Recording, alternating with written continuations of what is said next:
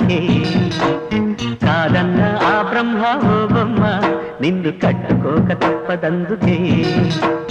మొగ్గ తుంచుకుంటా నా అగ్గి దించుకుంటా నీ సిగ్గు అంచు వెంట నా ముగ్గులేసుకుంటా కన్నాడు మాయ్యా కన్నయ్య